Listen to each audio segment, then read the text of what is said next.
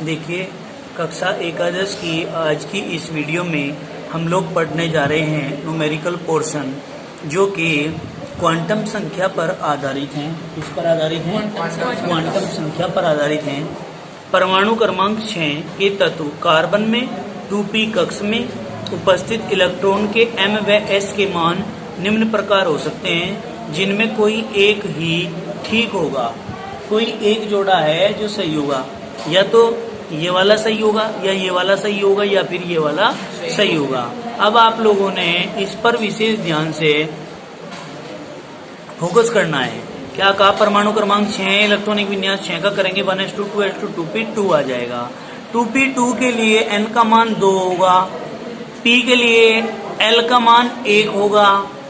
इनके दो इलेक्ट्रॉनों के लिए हमने देखना है क्या करना है। n के लिए तो सबका मान 2, p के लिए सबका मान 1, ये आ गया यहाँ पर l का मान 1, m का मान 1 के लिए +1 हो सकता है, एक बार 0 आ सकता है। ठीक है जी, एक बार 0 आ सकता है। कैसे? दो इलेक्ट्रॉन कैसे भरे? एक तो कंडीशन ये हो सकती है कि दोनों इलेक्ट्रॉन इसी ऑर्बिटल में डाल दिए जाए। तो दोनों इलेक्ट्रॉन इसमें डाल दिए तो इसके नीचे क्या है? +1। m का मान इसके लिए हो गया +1। s का मान क्या हो जाएगा? क्योंकि एक ऊपर को एक नीचे को, तो ±1/2। एक तो ये हो सकता है, परंतु ये तरीका गलत है। दूसरी बात, n का मान 2, l बराबर 1, 2 इलेक्ट्रॉन हम ऐसे भी डाल सकते हैं ऑर्बिटल में कि एक ऊपर को दूसरा नीचे को। तो दूसरे वाला इलेक्ट्रॉन कहाँ है? 0 वाले में है, तो इसके मतलब m बराबर क्या आया? 0, क्योंकि अंतिम इलेक्ट्रॉन इसमें प्रवेश कर रहा है। तो जब नीचे को है तो s का मान क्या आएगा? -1/2, या +1/2 कहेंगे ऊपर के लिए, जो कि क्या है? तरीका गलत है। अब तीसरा तरीका आता है, भाई n का मान 2 है, l का मान 1 है, तो 2 इलेक्ट्रॉन है p में, 2 इलेक्ट्रॉन, एक इलेक्ट्रॉन इसमें, एक इलेक्ट्रॉन इसमें, तो ये लास्ट वाला इलेक्ट्रॉन 0 वाले में आया है, क्योंकि ये 0 वाले में, ये +1, ये -1, तो ये 0 वाले में आया, तो m का मान 0 हो गया। ठीक है जी, लेकिन इलेक्ट्रॉन की दिशा ऊपर को है, इसका मतलब प्लस का 1/2 होगा। क्यों? क्योंकि हुंड के नियम के अनुसार या आपबाउ के नियम के अनुसार क्या बात कही गई थी कि अयुग्मित इलेक्ट्रॉनों की संख्या अधिकतम होती है और अयुग्मित इलेक्ट्रॉनों की जो दिशा होती है वो समदिश होती है, समान दिशा में होती है, एक जैसे। तो ये भी ऊपर को, ये भी ऊपर को, तो ये वाला तरीका हमारा सही है। ठीक है, वही बात। आगे बढ़ते हैं। क्वेश्चन आता है, नाइट्रोजन में p उपकोष में इलेक्ट्रॉन का वितरण बताइए। नाइट्रोजन के p उपकोष में, नाइट्रोजन के लिए p उपकोष बनाओ और उसमें इलेक्ट्रॉनों का वितरण बताओ कैसे होगा। देखो, nitrogen 1s2 2s2 2p3, 2 electron इसमें, 2 इलेक्ट्रॉन इसमें और 3 इलेक्ट्रॉन इसमें। तो हम क्या करेंगे? 2 इसमें डाल दिया हमने, 3 इलेक्ट्रॉन, 2 इसमें, 1 इसमें। अभी हमने सिखाया कि ये तरीका गलत है, this method is wrong method. ठीक है, आगे चलते हैं। यानी कि ए तरीका हमारा क्या हो गया? गलत। क्या होना चाहिए था? एक इसमें, एक इसमें, एक इसमें होना चाहिए, समदिश होनी चाहिए थी दिशा। चलिए इसी कड़ी में हम आगे बढ़ते हैं और अपनी बात को समझते हैं। अब ये आ गया हमारा, ये 1s2 में 2 इलेक्ट्रॉन आगे, 2s2 में 2 इलेक्ट्रॉन आगे, 2p में 3 इलेक्ट्रॉन आगे, 1 2 3, सभी इलेक्ट्रॉन अयुग्मित हैं और सबकी दिशा एक समान है, इसलिए इलेक्ट्रॉनों के भरने का क्रम ये वाला सही है। कोई दिक्कत है इसमें? हुंड के नियमानुसार नाइट्रोजन में तीनों इलेक्ट्रॉन अयुग्मित हैं तथा उनके स्पिन समदिश हैं, जैसे कि बी में प्रदर्शित किया गया है। अतः ए में प्रदर्शित इलेक्ट्रॉन का वितरण गलत है। ए वाले में इलेक्ट्रॉन का वितरण कैसा है? गलत है। कौन सी? अच्छा, ठीक है ना, बिठा लो अभी। अब देखो नेक्स्ट क्या आता है हमारा, दिए गए प्रतीकों से क्वांटम संख्या संबंधित क्या जानकारी प्राप्त होती है, ये जानकारी हम पढ़ेंगे।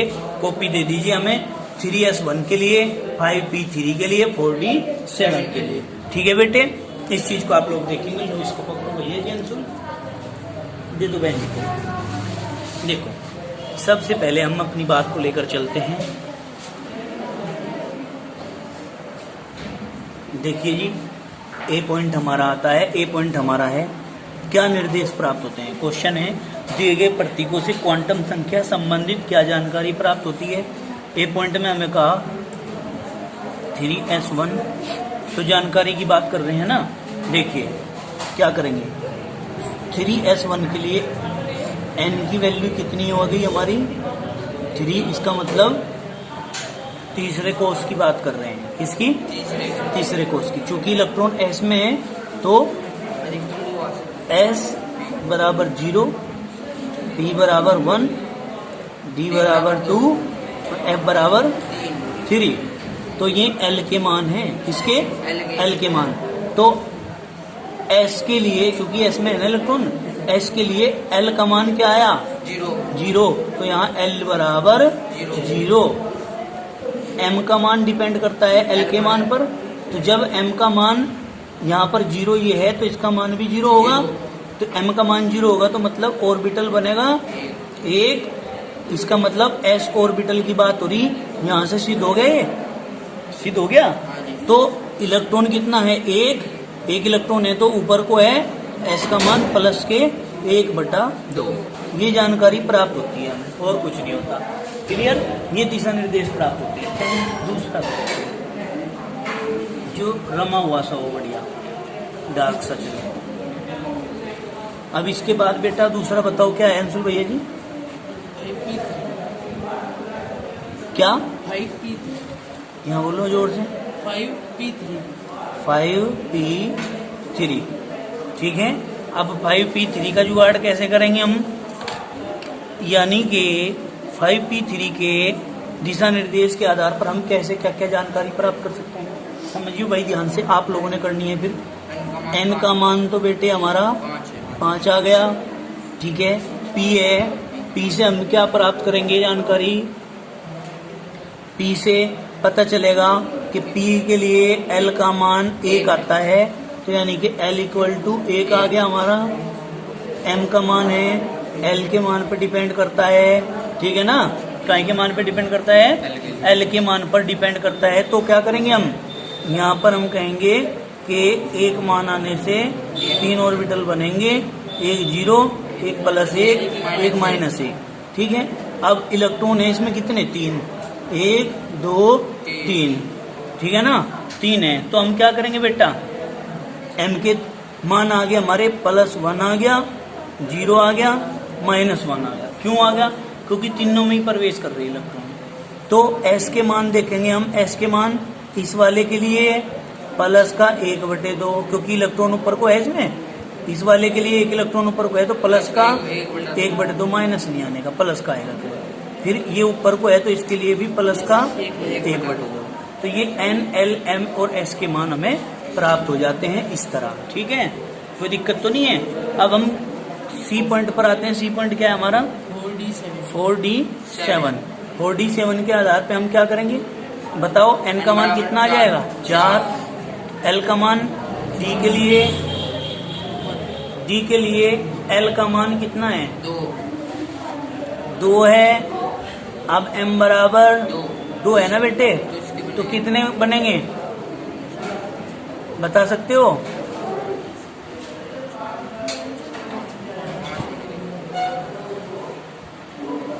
एक, 2, 3, 4, 5। ठीक है। 0 +2 +1 -1 -2। आगे समझ में रामजीलाल समझ में आ रहा है? अब देखो कितने मान हो गए? इलेक्ट्रॉन कितने हैं? 7। 1 2 3 4 5 6 7। 7वां इलेक्ट्रॉन इसमें आ रहा, +1 में आ रहा है। अगर हम इसको चेंज करते हैं तो -1 में आ जाएगा। अगर इस सीक्वेंस को हम -2 -1 0 +1 +2 यानी कि इसको अगर इस तरह पलट दें तो -1 आ जाएगा। तो m का मान क्या हो सके? +1 हो सके या फिर -1 हो सके। इलेक्ट्रॉन लास्ट का नीचे को है या ऊपर को है? नीचे को है ना? तो नीचे को है तो हमें इसमें ऐसा कर सकते हैं कि s का मान -1/2 और इसमें आ रहा प्लस का भी है ये, क्योंकि एक ऊपर को है तो प्लस का 1/2 और माइनस का 1/2 ये आ जाएगा एस का मान हमारा। बताओ इतनी बात समझ में आई क्या? कोई दिक्कत है इसमें? है कोई दिक्कत?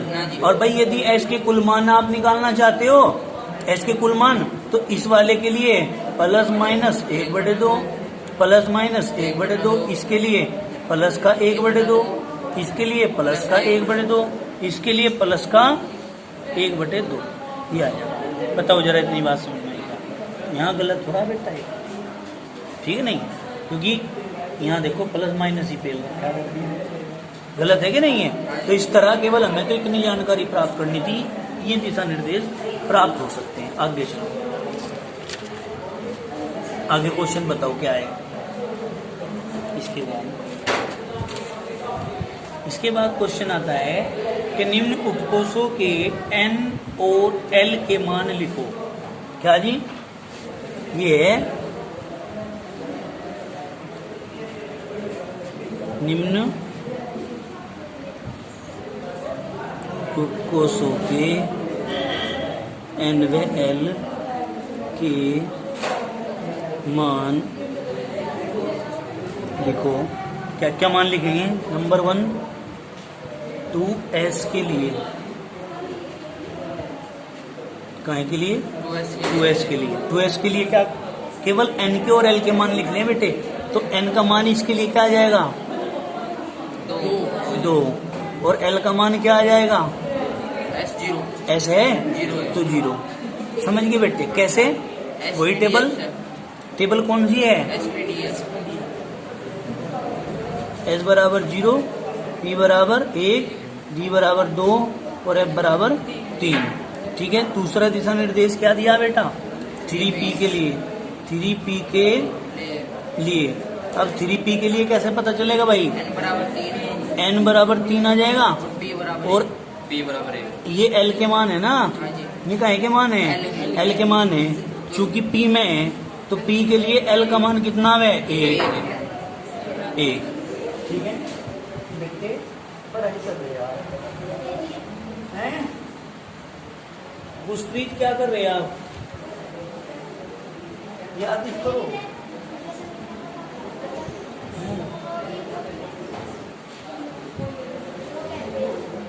आप कैसे करोगे ये काम? कितना किया आपने काम? दिखाओ।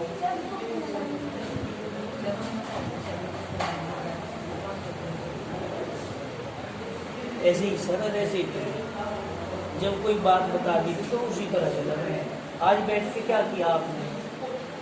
अब बातें तो कर रहे हैं, ठीक है नहीं? अब बैठ के आप अपना काम कर सकते थे, लिख सकते थे आप, ठीक है नहीं? और बहन जी आप अपना याद करो बेटे,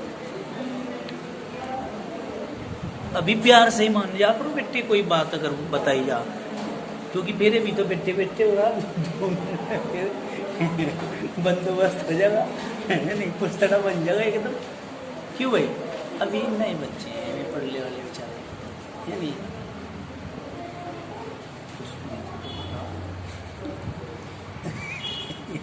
पुष्परीत भैया जी, आपने बताया नहीं है भैया जी को हालचाल? कोई बात नहीं, बताऊंगी भैया जी को। अभी काम चेक करूंगा ना इनका, फिर लगेगा। अब किसके लिए? 5D के लिए। n बराबर 5। गुड़िया मेहनती है, मेहनत करती है, इसको जो काम दिया करके लाई, पूछती भी है। एक बार जो बात बता दी उस माइंड में एकदम कैच कर लेती है, समझे? तो ऐसे ही होना चाहिए बच्चा। अब देखो ध्यान से भाई, 5D के लिए क्या करेंगे बेटे? n बराबर 5 और d के लिए l का मान क्या निकलेगा? d के लिए l का मान 2। समझ में भी आ रही भाई? अच्छा, नेक्स्ट क्या है हमारा? 4 f के लिए n बराबर 4। f के लिए l का मान कितना आएगा? 3। इस तरह कर सकते हैं। अब एक क्वेश्चन आपका बहुत इंपॉर्टेंट आया यहाँ पर, क्या कि 4s2 इलेक्ट्रॉन के लिए चारों क्वांटम संख्याओं के मान लिखिए। क्या जी? 4s2 इलेक्ट्रॉन के लिए चारों क्वांटम संख्याओं के मान देखिए। कैसे लिखेंगे? चारों क्वांटम संख्याओं का मान कैसे लिखेंगे बेटे? देखो ध्यान से। 4s2 यानी कि s है ऑर्बिटल और इसमें 2 इलेक्ट्रॉन है। कितने? 2 इलेक्ट्रॉन दिख रहे हैं आपको? हैं इसमें 2 इलेक्ट्रॉन। अब 2 इलेक्ट्रॉन में हमने क्या करना? ये तो है फर्स्ट इलेक्ट्रॉन के लिए। लाइट जलाओ भाई। फर्स्ट इलेक्ट्रॉन के लिए है ये, और ये वाला सेकंड इलेक्ट्रॉन के लिए। ठीक है? किसके? 4s2 के। फर्स्ट इलेक्ट्रॉन के लिए n का मान क्या आएगा? 4। और l का मान कितना आएगा? s में है ना? s में है तो 0। m का मान कितना आएगा? 0। क्यों? क्योंकि m का मान l के मान पे डिपेंड करता है। s का मान कितना आएगा? जी s का मान क्या आएगा? क्या का? प्लस का माइनस का? प्लस का। क्यों? क्योंकि पहला इलेक्ट्रॉन है और पहला इलेक्ट्रॉन ऊपर को है। समझ गए? इसलिए प्लस का 1/2। अब बात आती है यहाँ दूसरे इलेक्ट्रॉन के लिए। दूसरा इलेक्ट्रॉन है ये। क्या करेंगे? n का मान 5 कहाँ से? 4 ही तो है। आगे समझ में। l का मान 0 ऐसे है तो m का मान 0 और s का मान माइनस का 1/2। समझ में आ गई बात? तो इस तरीके से जो है हम इस क्वेश्चन को कर सकते हैं। नेक्स्ट क्वेश्चन हमारा क्या है? ये है 2p6 इलेक्ट्रॉन के लिए चारों क्वांटम संख्याओं के मान ज्ञात करो। काहे के लिए? 2p6 के लिए। ये क्वेश्चन है 2p6 के लिए चारों क्वांटम संख्याओं के मान ज्ञात करो। कैसे करेंगे जी? चारों क्वांटम संख्याओं के मान ज्ञात कैसे करेंगे बताओ? 2p6 है मतलब p है, और p है तो मतलब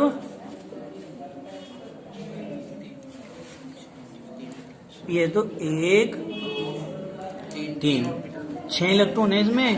1 2 3 4 5 6 इलेक्ट्रॉन है बेटे। अब देखो 6 इलेक्ट्रॉन है। अब क्या करना है? चारों क्वांटम संख्याओं के मान ज्ञात करनी है।